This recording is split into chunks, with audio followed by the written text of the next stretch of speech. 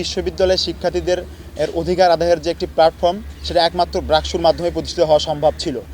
এই প্ল্যাটফর্মটিকে বাস্তবায়ন করার জন্য আমরা শিক্ষার্থীরা দীর্ঘদিন থেকে নানা আন্দোলন সংগ্রামের মধ্য দিয়ে, স্মারকলিপি প্রদানের মধ্য দিয়ে আমাদের দাবিগুলো বিশ্ববিদ্যালয় প্রশাসনকে আমরা জানিয়ে এসেছি।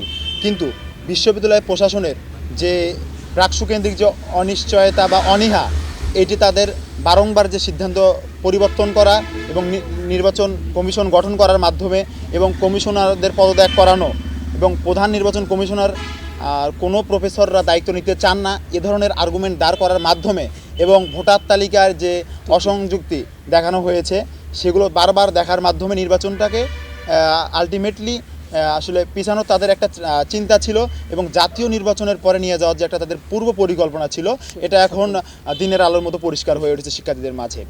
সানবিট সব দিবে সামাল। সানবিট ম্যাজিক প্রেস ডিশওয়াশিং এর মাথা ঘোরানো সলিউশন। এই পরিস্থিতিতে এখন যারা তার 25 ফেব্রুয়ারি যে তারিখটি ঘোষণা করেছে, এটি আরও বেশি সংখ্যায় তৈরি করেছে যে এই প্রশাসন একটি নিরপেক্ষ সরকার দেশে প্রতিষ্ঠিত থাকা অবস্থায় যদি না দিতে পারে, যখন কোনো প্রতিষ্ঠিত ইলেকটেড সরকার গভর্নমেন্ট আসবে, তখন তারা কি শিক্ষার্থীদের ম্যান্ডেটকে বাস্তবায়ন করতে পারবে? এটা আমাদের শঙ্কার জায়গা এবং প্রশ্নের জায়গা।